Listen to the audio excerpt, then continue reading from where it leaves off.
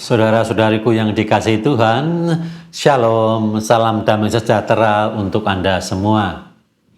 Selamat bertemu kembali dalam Renungan Harian Katolik.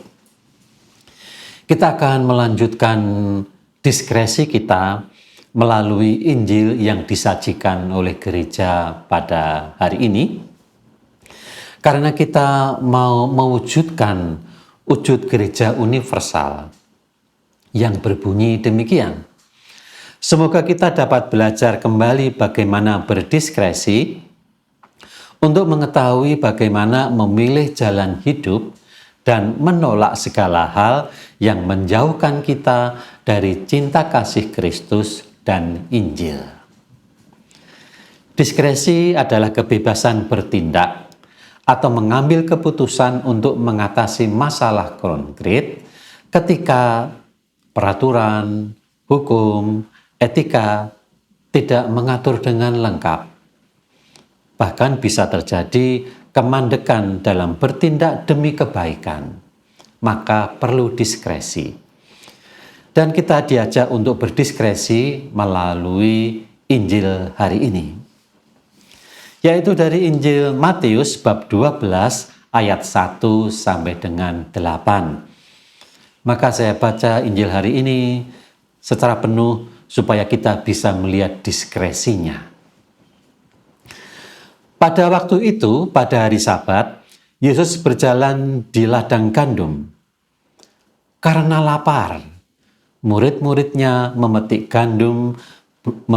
bulir gandum dan memakannya. Melihat itu berkatalah orang-orang Farisi kepadanya, "Lihat, murid-muridmu berbuat sesuatu yang tidak diperbolehkan pada hari Sabat." Tetapi jawab Yesus kepada mereka, "Tidakkah kamu baca apa yang dilakukan Daud ketika ia dan mereka yang mengikutinya lapar?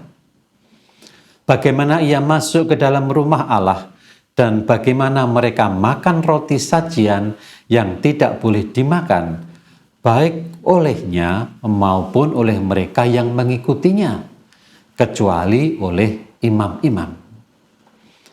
Atau tidakkah kamu baca dalam kitab Taurat bahwa pada hari Sabat imam-imam melanggar hukum Sabat di dalam bait Allah, namun tidak bersalah?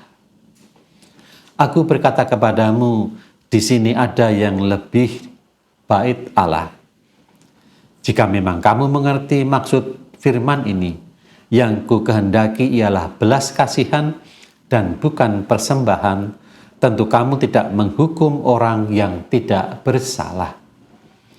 Karena Anak Manusia adalah Tuhan atas hari Sabat." Apa yang terjadi di dalam Injil? Mari kita lihat diskresi yang terjadi. Di situ ada subjek-subjek, yaitu Yesus sendiri dan para murid yang sedang melanggar hari Sabat, yaitu memetik bulir gandum, memanen gandum, dan memakannya. Padahal itu tidak diperbolehkan pada hari Sabat. Maka Yesus mempunyai tujuan, yaitu melakukan pencerahan tindakan keagamaan. Maka dia berkata, "Tidakkah kamu baca apa yang dilakukan Daud?" dan seterusnya. "Tidakkah kamu baca apa yang ada di dalam kitab Taurat?" dan seterusnya.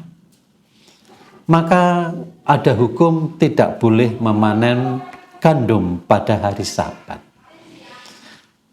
Namun juga ada kondisi yang sedang terjadi, yaitu para murid lapar. Inilah yang harus didiskresikan. Memang larangan bekerja mencari makan pada saat Sabat ada di dalam hukum Taurat, adat istiadat Yahudi. Lalu bagaimana diskresi yang ditawarkan? Yaitu bila kondisi manusia sangat membutuhkan, padahal agama memiliki tata aturan yang ketat, Justru aturan itu akan membinasakan manusia sendiri. Yesus mengajak orang Farisi untuk melihat diskresi yang dilakukan Daud. Bahkan pengecualian terhadap para imam yang melanggar pada hari Sabat di dalam bait Allah. Maka saya mengajak Anda untuk membaca kembali diskresi Yesus pada ayat 4 dan 5. Bagaimana Daud masuk ke dalam rumah Allah dan bagaimana mereka makan roti sajian yang tidak boleh dimakan, baik olehnya maupun oleh mereka yang mengikutinya, kecuali oleh imam-imam. Dan Daud melanggarnya. Tentu ada alasan. Apa alasannya? Nanti Anda bisa lihat kembali bagaimana itu terjadi di dalam kitab Raja-Raja. Atau tidakkah kamu baca dalam kitab Taurat bahwa pada hari Sabat imam-imam melanggar hukum Sabat di dalam bait Allah?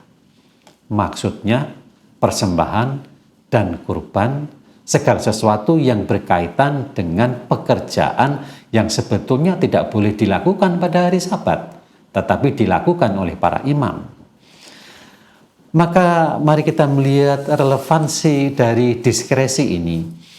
Yang pertama yang sangat sering kita lakukan atau orang lain lakukan, siapapun itu, penolakan bantuan kemanusiaan karena beda keyakinan, hendaknya kita pikir ulang, kita diskresikan baik-baik. Penolakan tindakan medis yang tanpa ditelaah cukup dalam, tetapi kemudian karena keyakinan diputuskan begitu saja, penolakan medis dilakukan karena dianggap bertentangan dengan kitab suci. Maka hal ini pun juga hendaknya kita pikir ulang. Perlu sebuah diskresi yang cukup baik, perlu sebuah discernment yang cukup baik apabila itu menyangkut keselamatan jiwa manusia. Juga persekusi atas nama agama, tindakan yang seolah-olah benar, namun sesungguhnya melawan nilai kasih dan damai dalam hidup agama itu sendiri, juga harus kita cermati. Maka kita harus memilih jalan hidup yang benar, yaitu memilih jalan hidup belas kasih, jalan yang memang dikehendaki Tuhan. Saudara-saudariku, keselamatan itu berdimensi manusiawi sekaligus ilahi.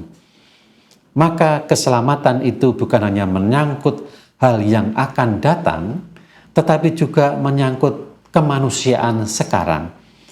Maka keselamatan itu berdimensi manusiawi plus ilahi juga. Ia juga berdimensi horizontal dan vertikal. Horizontal ekonomi, horizontal politik, horizontal kesehatan, horizontal sosial, tetapi juga bersifat vertikal. Hidup keagamaan, tata cara hidup keagamaan. Yang terakhir, sebuah kata-kata atau pameo yang sering kita dengar. Agama itu untuk manusia, bukan manusia untuk agama. Shalom.